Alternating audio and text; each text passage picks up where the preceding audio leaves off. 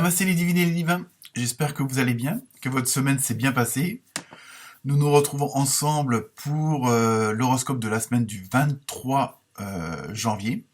Donc bon anniversaire aux Versettes et aux Verseaux qui vont le fêter cette semaine. Sinon, je vous rappelle que l'horoscope pour 2023 est toujours disponible sur la chaîne.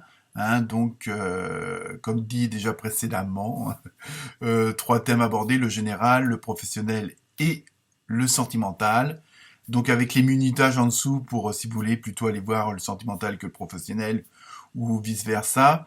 Et donc c'est des tirages intemporels. Donc vous pouvez regarder votre année 2023 régulièrement et quand vous le souhaitez, quand vous en avez envie. De toute façon, je vous mettrai pour chaque signe votre lien pour l'année 2023, comme la semaine dernière. Apparemment, ça vous a bien plu. Bienvenue aux nouveaux abonnés. Il y en a eu encore quelques-uns cette semaine. Donc ça fait toujours plaisir. Merci pour vos likes, vos commentaires. Et puis, merci à ceux qui désirent m'aider un petit peu, me soutenir un petit peu, parce que bon, il faut que je fasse les montages et tout moi-même. Donc, vous avez le lien PayPal si ça vous dit.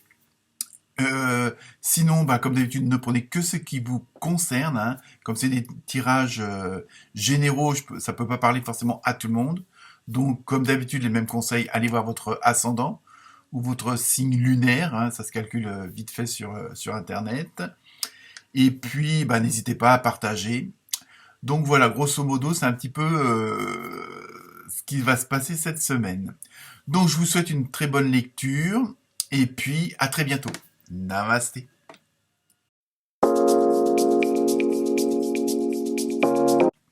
Namasté les scorpions, les scorpionnes. Alors, qu'est-il prévu pour vous cette semaine? On va voir ça. Quelles sont les prévisions, les prédictions, comme vous voulez. Les suggestions aussi. Donc, sans plus attendre, avec la première carte, comme d'habitude, ambiance générale de la semaine.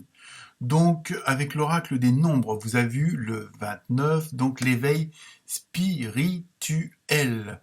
29, ça fait 11. 11, ça fait 2.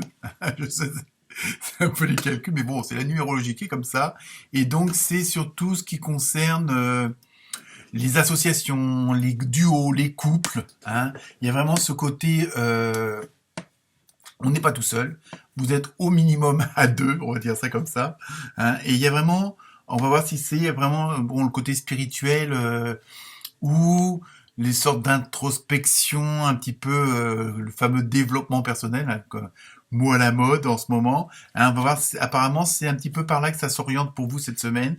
On va voir après, mais ce que je ressens beaucoup, c'est le côté A2, le côté duo, mais association. Alors ça peut être pour un boulot, ça peut être pour une passion, c'est pas que professionnel, ça peut être à tous les niveaux, mais il y a vraiment ce côté yin et yang, vraiment le côté A2 mais complémentaire. Donc, mais ça peut être une association un petit peu plus à plus. Mais voilà, il y a vraiment ce côté d'osmose, d'harmonie. On va voir si les autres cartes nous donnent plus de détails et surtout notamment pour le domaine, que ce soit professionnel ou autre. Donc nous continuons avec l'oracle du chaman. Vous avez eu le 2, donc c'est le bien-aimé, objet de l'affection. Donc là, dans ce que je ressens plutôt, donc ce besoin d'être en couple, d'être et ça complète un peu j'étais en train de réfléchir parce que je me dis en fin de compte le 29 ça fait 2 aussi, donc vous êtes toujours dans ce côté du du côté union, vraiment association à 2 et vraiment quelque chose qui marche en binôme, et en même temps il y a le côté une sorte de dépendance à cette affection-là, à ce besoin d'être avec cette personne-là, mais c'est pas forcément que sur le plan sentimental. Bon, apparemment en majorité oui, mais bon, pour l'instant ça peut être dans tous les domaines. Il y a vraiment comme si vous aviez une affection particulière pour une personne. Donc c'est bon, ça peut être pour vos enfants, pour vos parents, pour votre conjoint ou votre conjointe. Bon, je veux dire, mais ça peut être aussi pour le dans le boulot, quoi. Je veux dire, oui, ça ça peut aussi, je veux dire, il n'y a pas que de la compétition ou de la concurrence, mais il peut y avoir une certaine harmonie. et je l'espère dans la plupart quand même. Donc il y a vraiment ce côté là de ce binôme, ce truc, cette relation de couple, mais au sens large du terme, hein. Et donc pour vous, c'est comme, je dirais presque comme une drogue. C'est un besoin, bon, peut-être pas viscéral, mais il y a vraiment ce besoin de ce contact-là, hein, d'être en présence avec cette personne-là, parce que c'est ce qui vous permet aussi d'avancer, hein.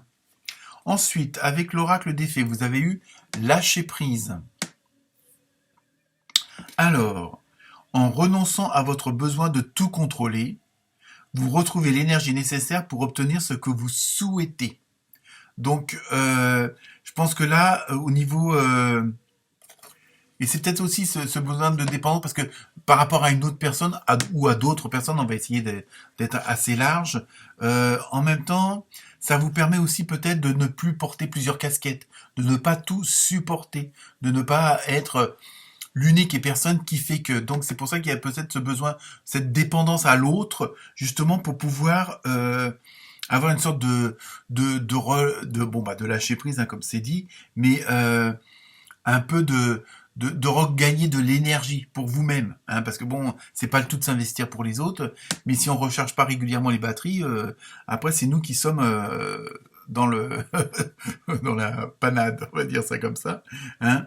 Et vous avez compris, alors je pense que par rapport à des recherches spirituelles, par rapport à des recherches pour vous sentir mieux, vous avez compris que il y a peut-être des choses où que vous pouviez déléguer, si on peut dire ça comme ça, quel que soit le domaine, hein, c'est pour ça que j'emploie ce mot-là, et ça vous permettra, vous avez compris, hein, par différentes observations, que si vous obligiez pas à avoir toutes les casquettes, hein, de les passer à d'autres personnes, ça vous permet de gagner du temps pour vous, de prendre du temps pour vous, et je pense que c'est ça le plus nécessaire, hein, et d'avoir une sorte de comment dire, de petite retraite, de petits reculs, pour pouvoir justement recharger vos batteries, hein. Ensuite, avec le tarot des anges, vous avez eu la force. Alors, avec les superbes tigres, une grande force intérieure. Méfiez-vous des jugements sévères, pardon et compassion. Donc là, je pense que c'est ça aussi, comment dire, vous avez compris que vous aviez quand même une certaine dynamique pour persuader les gens, pour les aider, pour les convaincre, hein, en même temps, mais attention parfois de pas trop empiéter sur leur zone de confort, sur leur zone de liberté, hein, même si vous avez compris certaines choses que d'autres n'ont pas compris, ou que vous avez compris le fonctionnement de cette fameuse matrice dans laquelle on est, hein,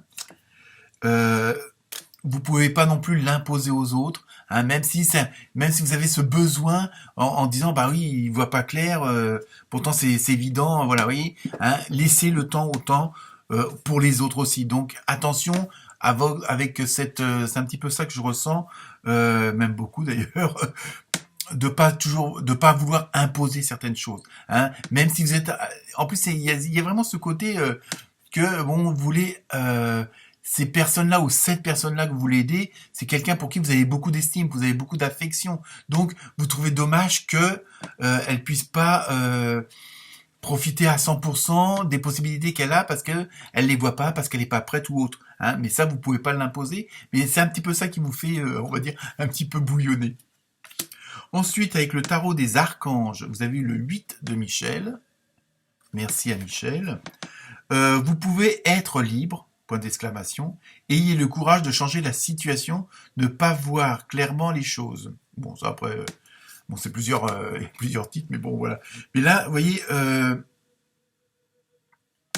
en même temps, c'est ça aussi que je ressens, c'est que attention de ne pas vous enfermer dans quelque chose. Vous avez une certaine liberté, hein, mais ne soyez pas trop aveugle par une certaine situation, ce fameux relationnel à deux ou peut-être un petit peu plus, mais ce côté d'association, ce besoin d'être avec d'autres personnes et d'être en collaboration avec elles. Attention, comme dit, que vous ne soyez pas trop présente non plus, hein. Pensez à garder votre liberté parce que quelque part vous risqueriez de vous enfermer dans quelque chose. hein. À force d'être trop proche de... Non, je sais, c'est un peu bizarre à dire, mais c'est un peu ce que je ressens. C'est laisser votre liberté et la liberté des autres aussi, hein. Mais bon, il y a un côté où vous avez vraiment besoin de ce contact-là, hein. Alors, je sais pas avec qui ou avec quoi, mais bon, voilà. Donc, on va voir ça un petit peu maintenant avec le côté relationnel, sentimental, émotionnel. Donc là, vous avez eu deux cartes, hein. Donc, la première, c'est triangle amoureux. Vous voyez, on est un petit peu dans toujours cette dynamique-là. Alors, ça peut être aussi avec votre conjoint et votre conjointe, et puis une passion. Hein, ça aussi, ça peut... Bon, puis ça peut être aussi avec votre chien, votre chat, enfin bref, il y a une sorte de partage à plusieurs. Mais voilà, c'est ça. Vous êtes vraiment dans cette dynamique de contact, hein, d'harmonisation de votre vie relationnelle, hein, donc à tous les niveaux, hein. Et la deuxième carte, vous avez eu, donc c'est à la rigueur c'est presque logique, c'est compromis, effort et action. Donc ça revient à l'autre carte où justement on vous disait méfiez-vous des jugements sévères, c'est-à-dire attention de pas trop en faire, attention de pas trop vous imposer dans certaines choses, enfin dans vos idées ou dans vos réflexions. Donc voilà, attention d'être pas trop envahissant ou envahissante. Bon après, à vous d'adapter en fonction de votre situation, hein. Ça se trouve, voilà, comme dit, c'est un tirage général. Et enfin, la carte mystère et la réponse est repensez-y. Donc peut-être que c'est pas le moment pour certaines choses, ou revoyez ça d'une autre façon, hein. Il y a quelque chose, toujours de pas précipiter les choses, de prendre un petit peu de recul, hein. Voilà ce que je ressens moi. Voilà pour vous les scorpions et les scorpionnes. Namasté.